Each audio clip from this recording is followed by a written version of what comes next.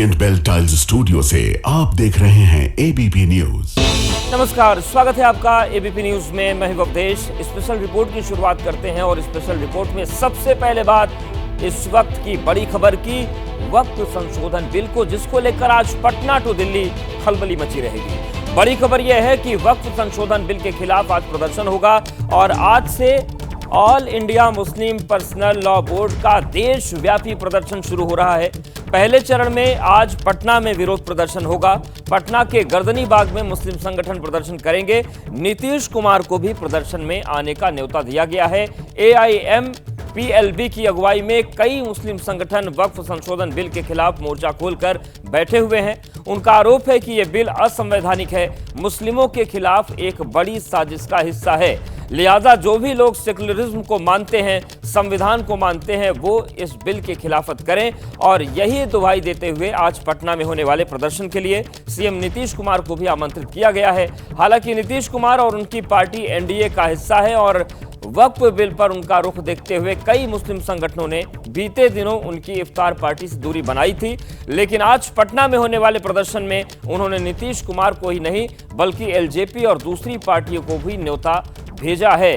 तो आज से all India Muslim Personal Law board का देशव्यापी प्रदर्शन शुरू हो रहा है और पटना के गर्दनी बाग से इसकी शुरुआत होने जा रही है। और कुल मिलाकर जो प्रदर्शन का मकसद है वो ये बताना है कि ये असंवैधानिक तरीके से वक्फ बिल को बदला जा रहा है और वक्फ का जो संशोधन है वो ये मान रहे हैं मुस्लिम संगठन कि उनके खिलाफ ये साजिश है और इसे असंवैधानिक करार देते हुए इसका विरोध किया जा रहा है। मुस्लिमों के खिलाफ एक बड़ी साजिश का हिस्सा इसे बताया जा रहा है। और इसके साथ ही साथ जो पटना में आज प्रदर्शन होना है उसमें सेकुलरिज्म को मानने वाले सभी लोगों से अपील की गई है यहाँ पर कि आप लोग उस प्रदर्शन में आएं और उस प्रदर्शन को अपना समर्थन दें। तो वक्फ संशोधन बिल के खिलाफ आज प्रदर्शन होगा और आज AIMPLB का देशव्यापी प्रदर्शन शुरू हो रहा है। और इन सब के बीच वक्फ बिल के खिलाफ जो हल्ला बोल है उसकी महत्वपूर्ण बातें क्या है आपको हम बता देते हैं। AIMPLB के नेतृत्व में प्रदर्शन होगा और पटना से इसकी शुरुआत हो रही है, पटना के गर्दनी बाग से, जहां से देशव्यापी प्रदर्शन शुरू हो रहा है। All India Muslim Personal Law board के नेतृत्व में सीएम नीतीश समेत JDU नेताओं को न्योता दिया गया है। सुबह 10 बजे से ये प्रदर्शन शुरू होगा और इसे देशव्यापी बनाने की कोशिश है। मुख्यमंत्री को बुलाया गया है, पटना से इसकी शुरुआत की जा रही है और RJD, कांग्रेस और LJP को भी न्योता दिया गया है कि आप लोग भी इस प्रदर्शन में शामिल हों और जो भी असंवैधानिक चीजें हो रही हैं उसमें हमारी आवाज को बुलंद करें। तो अब देखने वाली बात होगी कि कौन से नेता या कौन से दल इस प्रदर्शन को समर्थन देने के लिए पहुंचते हैं। हालांकि जो लगातार वक्फ संशोधन बिल को लेकर रस्साकसी सियासी तौर से चल रही है, नीतीश कुमार ने जब इफ्तार पार्टी दी थी तो मुस्लिम संगठनों ने उससे दूरी बनाई थी। हालांकि आज के प्रदर्शन में उन्हें आमंत्रित किया गया है। तो हमारा मानना ये है कि ये बिल वापस होना चाहिए और हम ये समझते हैं कि JDU को और लोक जनशक्ति पार्टी को इसका साथ नहीं देना चाहिए। ये डिस्क्रिमिनेटरी बिल है, ये अनकॉन्स्टिट्यूशनल बिल है, ये कम्युनल इंटेंशन से लाया गया बिल है, ये मुसलमानों की जो इबादत गाहें हैं उनको ख़त्म करने के लिए लाया गया। अगर वो कॉन्स्टिट्यूशन में बिलीव करती हैं, अगर वो नॉन कम्युनल हैं तो उन्हें इस कम्युनल एजेंडे का साथ नहीं देना चाहिए। एक और all India Muslim Personal Law board की अगुवाई में कई मुस्लिम संगठन वक्फ बिल के खिलाफ मोर्चा खोले हुए हैं तो दूसरी तरफ कई पार्टियां और बड़े नेता भी बिल के खिलाफ हैं। ऐसे में केंद्र सरकार ने संसद में वक्फ संशोधन विधेयक लाने से पहले आज सभी सांसदों की बैठक बुलाई है। वक्फ संशोधन बिल पर आज होने वाली इस बैठक में बिल से जुड़े हर मुद्दे पर चर्चा की जाएगी और इसके लिए 1 घंटे का समय निर्धारित किया गया है। संसद के समन्वय कक्ष नंबर 5 में सुबह 9:30 बजे से लेकर 10:30 बजे तक सभी सांसदों को वक्फ विधेयक पर जानकारी दी जाएगी। वक्फ संशोधन बिल को लेकर कांग्रेस सहित कई विपक्षी पार्टियां केंद्र की BJP सरकार पर हमलावर हैं। लिहाजा बिल को संसद में पेश करने से पहले सरकार हर सांसद को बिल की जानकारी देना चाह रही है और इसी वजह से आज 9:30 से 10:30 बजे तक यानी कि 1 घंटे का जो समय है उसमें जो सांसद हैं उन्हें यह बताया जाएगा पूरा संशोधन बिल के बारे में। एक एक बिंदु जो भी होंगे उनको समझाए जाएंगे। अगर किसी के कोई सवाल है तो उनका निस्तारण किया जाएगा और संसद के समन्वय कक्ष नंबर 5 में सुबह 9:30 बजे ये बैठक बुलाई गई है। ये महत्वपूर्ण बैठक है जिसमें वक्फ बिल पर सांसदों को ब्रीफिंग दी जाएगी, सांसदों को वक्फ विधेयक पर जानकारी दी जाएगी, वक्फ संशोधन बिल को लेकर कांग्रेस सहित कई विपक्षी पार्टियां केंद्र की बीजेपी सरकार पर जिस तरीके से हमलावर हैं, लगातार जो सियासी बयानबाजी हो रही है, इसके मद्देनजर बिल को संसद में पेश करने से पहले सरकार हर सांसद को बिल की जानकारी देना चाह रही है और इसी वजह से आज 1 घंटे का वक्त जो है वो निर्धारित किया गया है सुबह 9:30 से 10:30 बजे तक, जब सांसदों को इस संशोधन बिल के बारे में विस्तार से जानकारी दी जाएगी। तो एक तरफ जहां पटना के गर्दनी बाग में जो देशव्यापी प्रदर्शन है उसका आगाज होने जा रहा है, तो वहीं हलचल दिल्ली में भी है। और वक्फ संशोधन बिल संसद में आज उसके पहले जो बड़ी बैठक होने जा रही है उसके बारे में आपको बताते हैं। सुबह कक्ष नंबर 5 जो समन्वय कक्ष है वहां पर 9:30 से 10:30 बजे तक ये बैठक होगी, जिसमें सांसदों को बिल से जुड़ी हर जानकारी दी जाएगी। संशोधन बिल को लेकर जिस तरीके से जो सवाल उठ रहे हैं उन सवालों का जवाब दिया जाएगा और ये कोशिश की जाएगी कि जो भी शंकाएं हैं उनका समाधान हो। तो बिल से जुड़ी हर जानकारी दी जाएगी और इसका समय सुबह 9:30 से 10:30 बजे तक का रखा गया है। अमेंडेड बिल क्या है, जिससे कि कोई भी चाहे सत्ता पक्ष का प्रतिपक्ष का सांसद हो उसको उस बिल की बारीकियों और सारी चीज़ों की जानकारी हो सके और फिर उस आधार पे वो अपने विचार, अपने व्यूज़ को उस बिल पे पार्लियामेंट के डिबेट में पार्टिसिपेट करते हुए रख सके। तो देखिए, सियासी तौर पर कई सवाल उठ रहे हैं और सवाल ये उठ रहा है कि क्या ये बिल असंवैधानिक है। हालांकि जो इंडिया गठबंधन है वो इसका विरोध कर रहे हैं, वहीं एनडीए का कहना है कि ये पूरी तरीके से एक अच्छा बिल है। और इन सब के बीच All India Muslim Personal Law Board आज से देशव्यापी प्रदर्शन भी करेगा।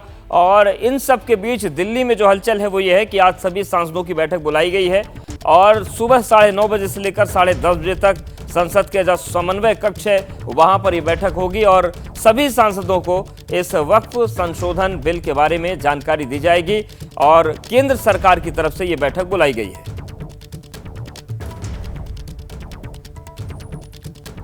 और अब बात कर लेते हैं संभल की। संभल हिंसा में सांसद जियाउर रहमान बर्क को नोटिस दे दिया गया है। यूपी पुलिस ने सांसद बर्क को नोटिस दिल्ली आकर थमाया। दिल्ली आवास पर आकर सांसद बर्क को नोटिस दिया गया है। 2 दिन से संभल वाले घर पर पुलिस पहुंच रही थी, लेकिन वहां पर जियाउर रहमान बर्क मौजूद नहीं थे। ऐसे में पुलिस दिल्ली आई और दिल्ली में जो उनका आवास है, सरकारी आवास, वहां पर पहुंचकर पुलिस ने नोटिस तामील की। पुलिस ने सांसद बर्क को 8 अप्रैल को तलब किया है और जियाउर रहमान बर्क ने भी कहा है कि जो भी कानूनी प्रक्रिया है उसका वो पूरी तरीके से पालन करेंगे। तो कल देर रात की तस्वीरें हम आपको दिखा रहे हैं जब पुलिस उनके दिल्ली आवास पर पहुंची और उस नोटिस को उनको दिया गया, उस नोटिस के बारे में उन्हें बताया गया और जिस तरीके से संभल में हिंसा हुई थी उसको लेकर 8 अप्रैल को जियाउर रहमान बर्क से पूछताछ होनी है। तो 8 अप्रैल को उनको तलब किया गया है और जियाउर रहमान बर्क ने भी ये कहा है कि 8 अप्रैल की जो तारीख दी गई है उसमें वो जाएंगे और पूरी तरीके से जांच में सहयोग करेंगे। नोटिस मिलने के बाद सांसद जियाउर रहमान बर्क ने मीडिया से बात की और जांच में सहयोग की बात उन्होंने कही है।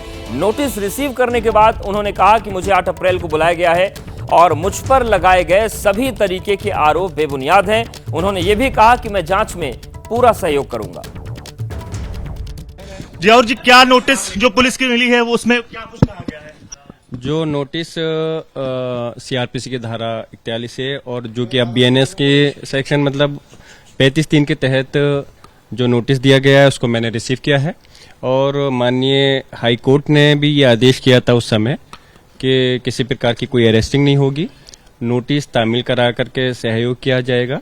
और मैं क्योंकि इस देश का नागरिक भी हूं और सांसद भी हूं, तो इसलिए मेरी जिम्मेदारी है कि मैं जो भी सहयोग और माननीय हाई कोर्ट का जो आदेश है उसका पालन करूंगा।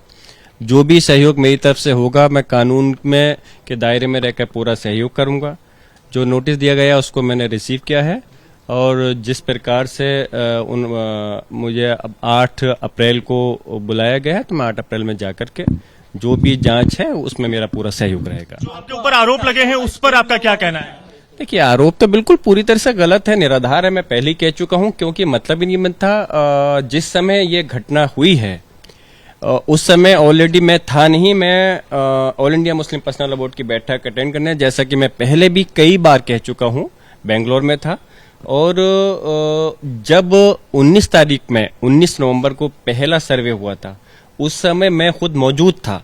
सबसे बड़ा एविडेंस तो ये है, मैं तो आपसे कहता हूं कि आप बताइए कि जिस दिन मैं मौजूद था, अगर मेरा मकसद झगड़ा कराना होता तो उस दिन होना चाहिए था जिस दिन मैं संभल के अंदर मौजूद था।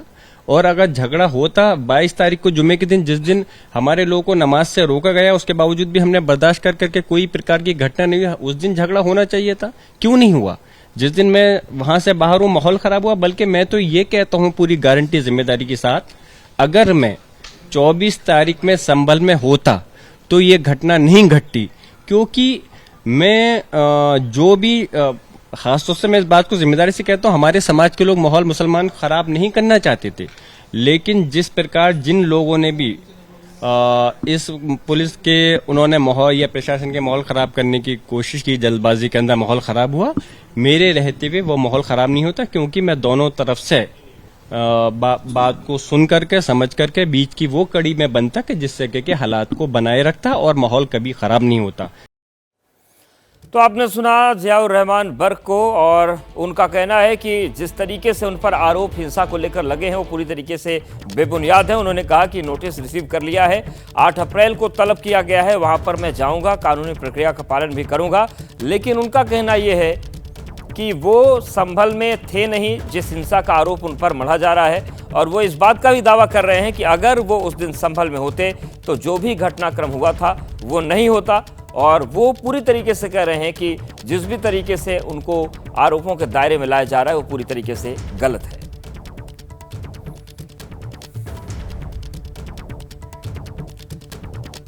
Stand up comedian Kunal Kamra के खिलाफ जांच जारी है, और बड़ी खबर यह है कि मुंबई की पुलिस कामरा को एक बार फिर से समन भेज सकती है।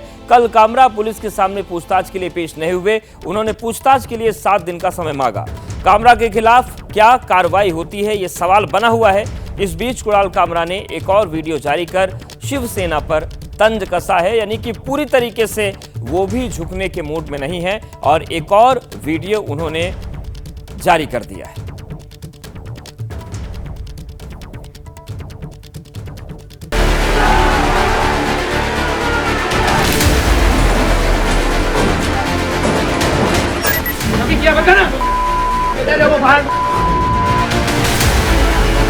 छेनी और हथौड़ी लिए बालकनी में मजदूर नजर आ रहे हैं। ये मुंबई के हैबिटेट स्टूडियो की तस्वीर है, जो यूनिकॉन्टिनेंटल होटल के पहले माले पर है, जहां मौजूद अवैध निर्माण को तोड़ा जा रहा है। ये वही स्टूडियो है जहां कुणाल कामरा ने डिप्टी सीएम एकनाथ शिंदे पर पैरोडी सॉन्ग गाया था। थाने की रिक्शा, चेहरे पे दाढ़ी, आंखों में चश्मा है। पैरोडी सॉन्ग वायरल होने के बाद रविवार को यहाँ शिव सैनिकों ने तोड़फोड़ की।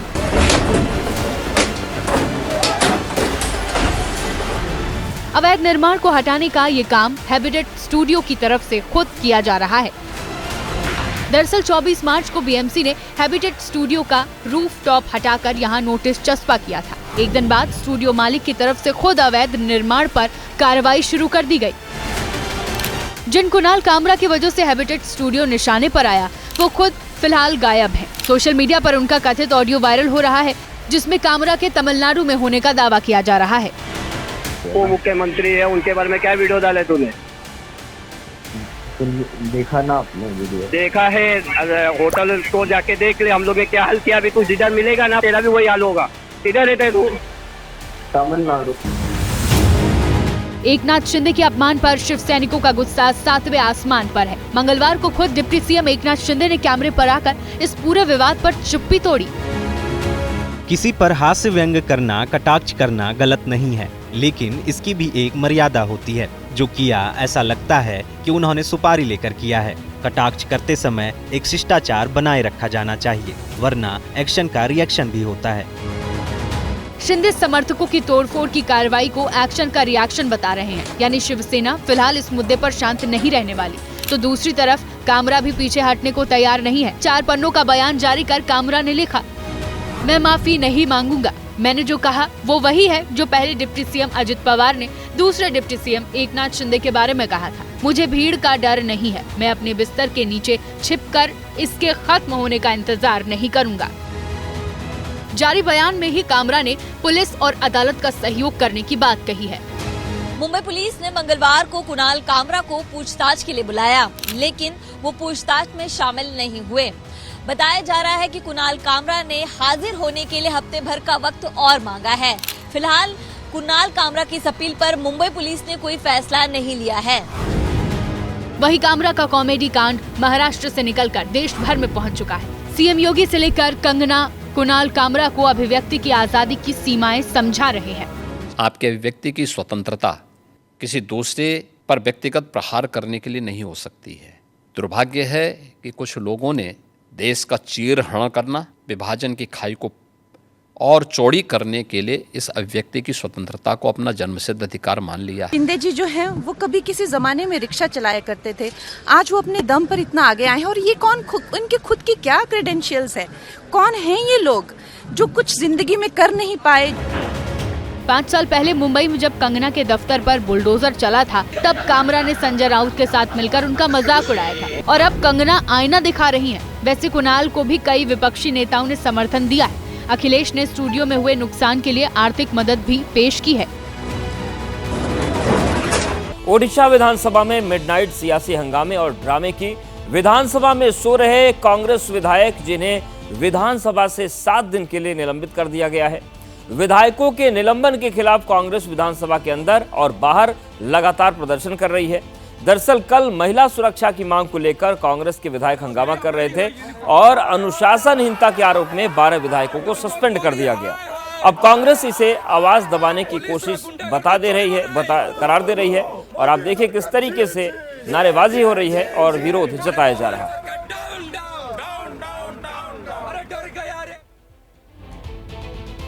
तो विधानसभा के भीतर की तस्वीर दिखा रहे हैं।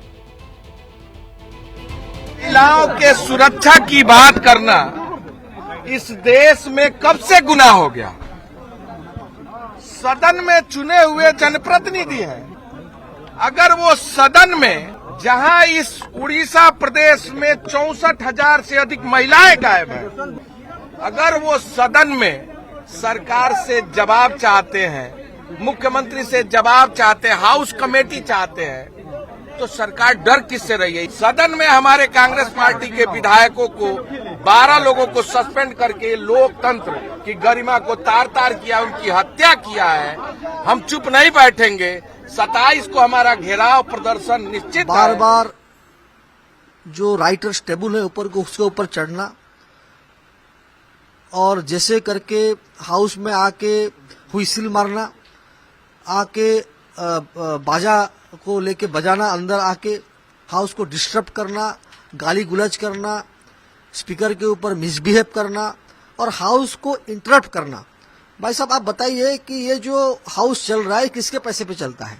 ये लोगों के टैक्स पैसे पे चलता है। पहली बात है, क्या चाहते हैं कि उड़ीसा का लोग आगे न जाए? अंदर प्रोटेस्ट क्यों करेंगे? ऑलरेडी जब हाउस ऑलरेडी एडजन। इसी प्रकार नवरात्रे आ रहे हैं, साल में 2 बार नवरात्रे आते हैं। हम हिंदू लोग हैं, सनातनी लोग हैं। 27 साल बाद सरकार आई है, तो कम से कम हम ये चाहेंगे कि नवरात्रों के पावन व्रत में मंदिरों के आगे दुकानें मास की बंद रही। नवरात्रों के अंदर मंडी बंद हो जाती है, मंडी में बिकता ही नहीं सामान, तो खुद ही बंद हो जाएंगी। उसमें इन्हें बंद करने की क्या जरूरत आ रही है? तो ऐसा क्यों कि नवरात्रों में नहीं खाएंगे आप या मंगल को ही नहीं खाएंगे? आपको खाना ही नहीं चाहिए। आप क्यों खाना चाहते हैं? रवि नेगी जी से स्पेशली मेरी उनसे वो रहेगी कि उनको जो है खुद ही नहीं खाना चाहिए, खाना ही नहीं चाहिए, किसी भी दिन ना खाएं।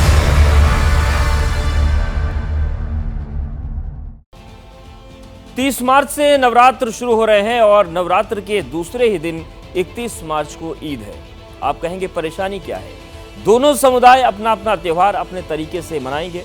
दरअसल दिल्ली के बीजेपी विधायक रविंद्र नेगी ने नवरात्र के दौरान दिल्ली में मीट की दुकानें बंद करने की मांग उठाई है। उनकी दलील है कि इस बार मीठी ईद है तो सेवैया खाकर मनाएं, मटन खाने की क्या जरूरत है। सवाल यह है कि कौन क्या खाएगा, ये कोई दूसरा आखिर कैसे तय कर सकता है? देश में क्या खाएं और कब खाएं, इसको लेकर किसी तरह का कोई कानून नहीं है। और भारत तो वैसे भी विविधता वाला देश है, जहां हिंदू धर्म में भी नवरात्र को अलग अलग तरीके से मनाया जाता है।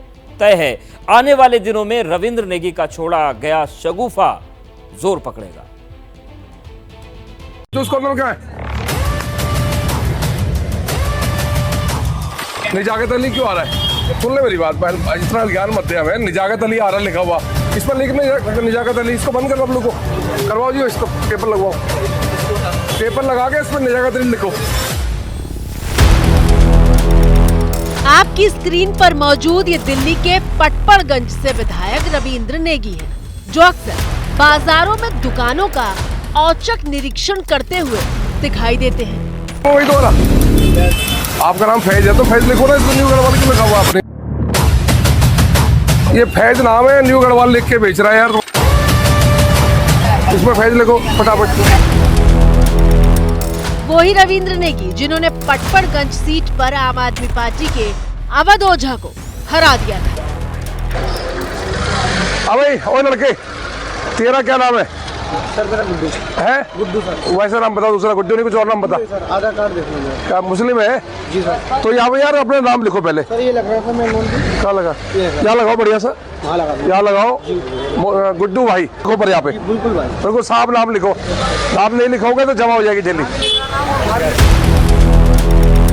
सोशल मीडिया पर रविंद्र नेगी के ऐसे वीडियो भरे पड़े हैं जिसमें वो दुकानदार से उनका नाम पूछते हैं। नाम इसलिए पूछते हैं ताकि उनका धर्म जान सके। अगर वो मुसलमान है तो उसे दुकान पर बड़े बड़े अक्षरों में नाम लगाने की हिदायत दी जाती है, और अगर वो हिंदू है तो विधायक जी खुद सनातनी झंडा भेंट देते हैं। क्या नाम है आपका? प्रशांत कुमार गुप्ता। गुप्ता जी, यार हिंदू हो ना? कट्टर हिंदू हो ना, तो आइए लगाया करो यार, कम से कम लोगों को पता तो चले। क्या नाम काफी नहीं है? सबको ढिंडोरा पीटकर धर्म बताना जरूरी क्यों है? धर्म और आस्था तो निजी विषय है।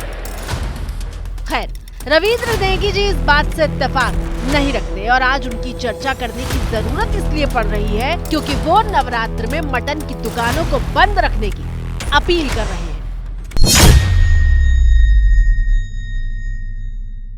साल में 2 बार नवरात्रे आते हैं, हम हिंदू लोग हैं, सनातनी लोग हैं, 27 साल बाद सरकार आई है, तो कम से कम हम ये चाहेंगे कि नवरात्रों के पावन व्रत में मंदिरों के आगे दुकानें मास की बंद रहे। इसके लिए डीएम साहब को पत्र लिखूंगा, इसके लिए मैं डीसी साहब को पत्र लिखूंगा, और कम से कम पहले तो पूरी दिल्ली में हो, अगर नहीं तो मेरी विधानसभा में मास की दुकान बंद रहे, ये मैं पूरी कोशिश करूँगा। रविंद्र नेगी ने नवरात्र में दुकान बंद रखने की अपील के साथ ही ये भी बताया है कि ईद पर सेवई खाकर त्योहार मनाएं। मेरे ख्याल से 30 नवरात्र 31 से 1 को ईद है, पर ये मीठी ईद है। ईद इनकी 2 ईद होती है, बकरा ईद होती है, मीठी ईद होती है। अगर मीठी ईद में सेवैयाँ खिलाएं, खीर खिलाएं, मीठा खिलाएं तो सही रहेगा। जरूरी थोड़ी है जब बकरा ईद का अलग डेट है, मीठी ईद का अलग डेट है, तो मुझे लगता है कि इसमें कोई वाद विवाद नहीं होना चाहिए।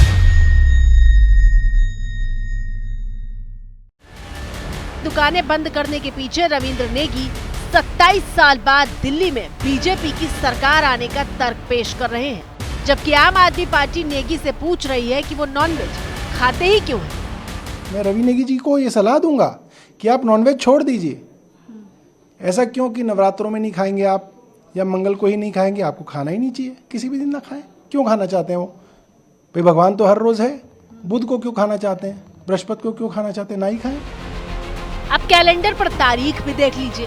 रविंद्र नेगी की मांग पर विवाद इसलिए भी हो रहा है क्योंकि 30 मार्च से नवरात्र शुरू हो रहे हैं, जबकि 31 मार्च को देश भर में ईद मनाई जाएगी। जब हम गंगा जमुना तहजीब की बात करते हैं, जब हम भाईचारे की बात करते हैं, जब हम हर धर्म की तहजीब और ढंग से उसका सम्मान करेंगे तो देश मजबूत होगा। तो मुझे लगता है कि सभी को मिलकर जब नवरात्रे आ रहे हैं तो उनकी इस इच्छा जो है हिंदुओं की के भी धर्मों का मान सम्मान करना चाहिए। ये बिल्कुल विशुद्ध रूप से आस्था का विषय होता है। अगर किसी दुकानदार को लगता है उसे बंद रखना चाहिए, वो बंद कर ले, लेकिन इसका निर्णय रवि नेगी नहीं करेंगे या भाजपा के विधायक जो हैं वो नहीं करेंगे। दुकान बंद होने के बजाय उनकी जुबान बंद होनी चाहिए। मुझे ऐसा लगता है कानून के साथ आगे बढ़ना चाहिए, लॉ एंड ऑर्डर को हाथ में नहीं लेना चाहिए। जिसने बंद रखना होगा वो स्वयं रखेगा।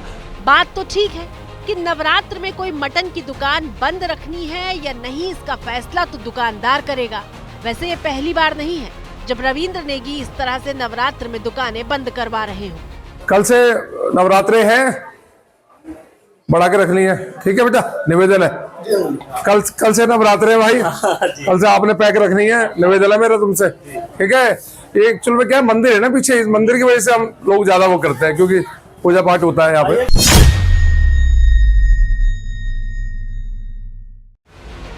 पिछले साल की तस्वीरें देखिए, जब नवरात्र में रविंद्र नेगी मटन दुकानदारों का दरवाजा खटखटाकर उन्हें याद दिला रहे थे कि 10 दिन के लिए दुकान बंद रखनी है। नमस्कार, क्या हाल है भाई? कल से नवरात्रे हैं, ठीक है ना? कल से दुकान पैक कर देना, आराम से साफ सफाई करके दशहरे में खोलना, दशहरे के बाद, ठीक है? दशहरे के बाद खोलना। हर बार बंद कर देते हो ना आप लोग, और कोई परेशानी तो नहीं है किसी प्रकार की? एबीपी न्यूज ने जब रविंद्र नेगी से उनकी इस मांग पर सवाल पूछने की कोशिश की तो बजट का हवाला देकर वो जवाब देने से कन्नी काट गए। एक आपने बयान दिया था कि मीट की जो दुकानें हैं आज हम मेरे को लगता है बजट की बात करें, लेकिन जो आपने बयान दिया उसको लेकर के क्या मैंने फिर कहा आपको, आज बजट के बारे में चर्चा करें। मीट शॉप को लेकर क्या कहेंगे? बजट के बारे में चर्चा करनी चाहिए आज। मुझे लग रहा है ये चीज सेकेंडरी, आज हमारा मेन मकसद है बजट का। आज आम आदमी पार्टी ने हमला करते हुए कहा है कि नवरात्र में सिर्फ मटन की दुकान ही क्यों, शराब की दुकानें भी बंद होनी चाहिए। मैं कहता हूं कि नवरात्रों में बिल्कुल बंद होनी चाहिए, लेकिन साथ साथ शराब की दुकानें भी बंद होनी चाहिए। उससे भी लोग बहुत पीड़ित हैं और आपकी सरकार है, आपके हाथ में है। आप शराब की दुकानों का प्रस्ताव भी तुरंत पास करो। नवरात्रे शुरू होने वाले हैं, दोनों चीज़ बंद कर दो। किसने आपको रोका है? कौन मना कर रहा है? मैं पूछता हूँ कि वैसे तो ये मीठी ईद है, पर एक धर्म विशेष इसको अपनी ओर क्यों ले रहा है? क्या दूसरे धर्म के लोग नहीं बेचते? क्या दूसरे के धर्म के लोग नहीं खाते? हमने तो सबके लिए कहा है। तो एक विशेष धर्म अपने ऊपर लेकर के इसको विवादित मुद्दा बनाना चाहता है, गुमराह करने का प्रयास कर रहा है। राजनीतिक वार पलटवार तो बहुत हो गया, लेकिन ग्राउंड जीरो पर हाल क्या है, इसकी पड़ताल के लिए हम सबसे पहले दिल्ली के पटपड़गंज इलाके में पहुंचे। मीट की तमाम दुकानें बंद थीं। जानकारी जुटाई तो पता चला कि इलाके में मंगलवार को मीट की दुकानें बंद रहती है। ऐसा क्यों है, उसकी वजह भी देखिए।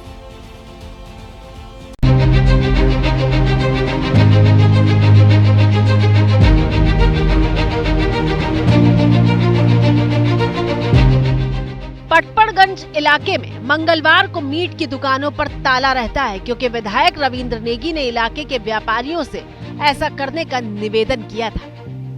अभी कुछ दिनों पहले मंगलवार को मैं कुछ मंदिरों में गया, तो मंदिरों के ठीक सामने मांस की दुकान खुली थी, तो मुझे बड़ा बुरा लगा। तो मैंने व्यापारियों से निवेदन किया, भाई मंदिरों के आगे दुकान आप मंगलवार को बंद करिए।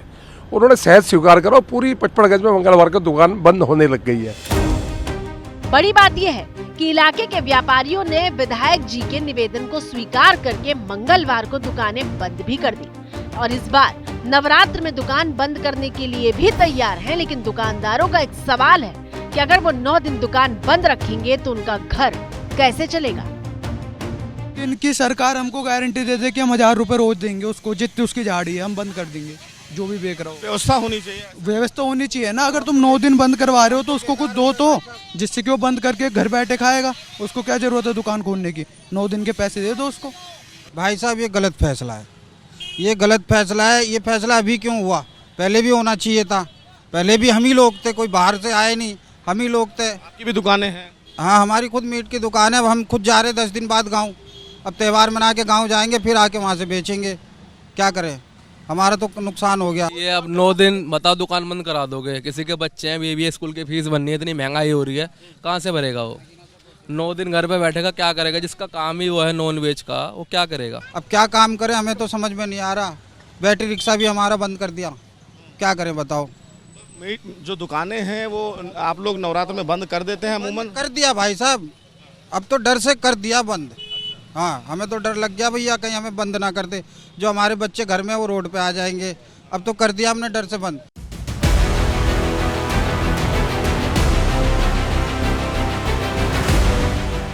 जिनकी रोज की दिहाड़ी है, जो रोज दुकान पर मीट बेचकर अपना गुजारा करते हैं, अगर वो दुकान 9 दिन के लिए अचानक बंद कर देंगे तो सवाल तो वाजिब है कि घर कैसे चलेगा। जो हिंदू पूजा पाठ करते हैं वो नहीं खाते हैं, जो खाते हैं उनके लिए इतना यो ऑब्जेक्शन हम जरूर कहेंगे कि भाई दुकानों को थोड़ा सा आप ढक करके रखिए, जिसको लेना हुआ लेगा।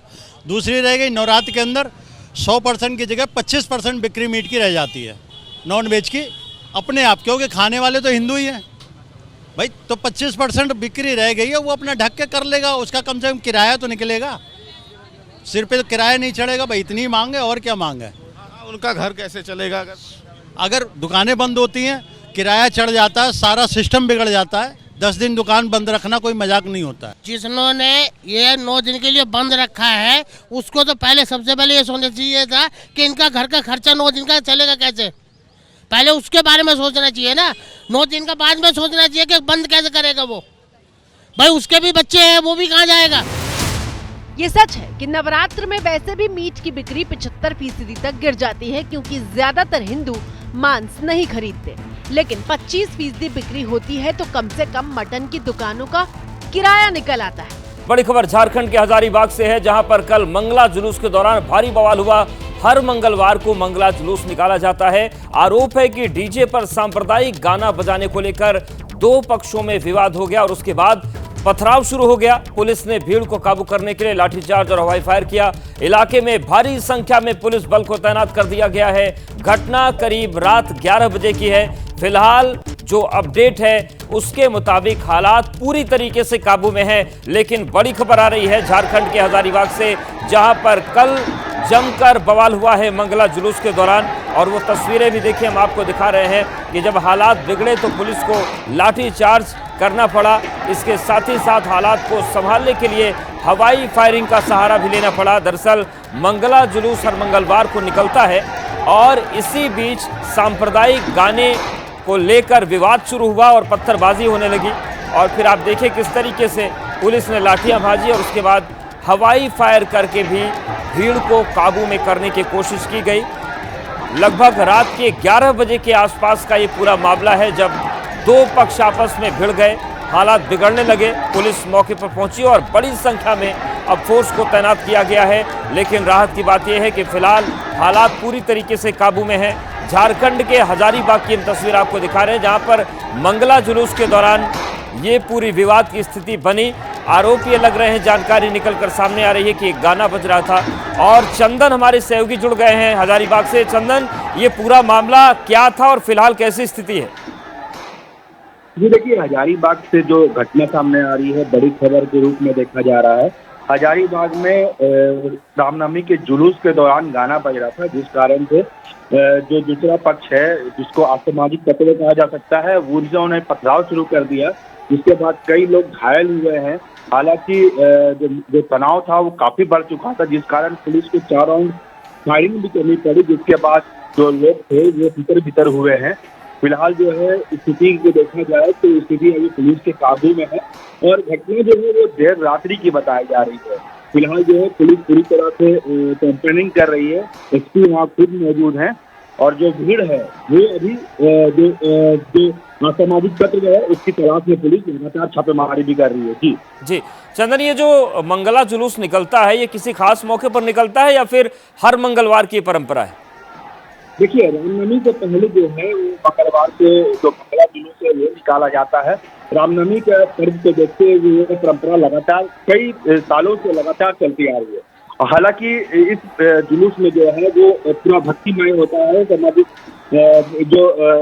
जो गाना बजता है वो भगवान की गाना बजता है, इस कारण से जो दूसरा पक्ष है, हालांकि अभी रमजान का महीना चल रहा है, जिस कारण से जो है ये तनाव की स्थिति उत्पन्न हुई है। जी बिल्कुल चंदन, नजरें बनाए रखिएगा, आपसे अपडेट लेते रहेंगे। तो तस्वीर हम आपको दिखा रहे हैं हजारीबाग की, जहां पर जमकर बवाल हुआ। परंपरा यहां पर यह है कि जो नवरात्रि है, रामनवमी का त्यौहार है, उसके पहले मंगलवार को मंगला जुलूस निकलता है और इसी जुलूस के दौरान गाने को लेकर विवाद शुरू हुआ और ये विवाद बढ़ते बढ़ते पत्थरबाजी तक आ गया, पत्थर चलने लगे। हालांकि हालात की संवेदनशीलता को देखते हुए पुलिस मौके पर पहुंची। आप देखिए किस तरीके से हवाई फायरिंग का सहारा भी लेना पड़ा, क्योंकि भीड़ को काबू करना एक बड़ी चुनौती बन गई थी। ये तस्वीर आपको हम दिखा रहे हैं उस वक्त की जब स्थिति बिगड़ती हुई दिख रही थी और पुलिस ने लाठीचार्ज किया, हवाई फायर किया और फिलहाल अभी पूरी तरीके से हालात काबू में हैं।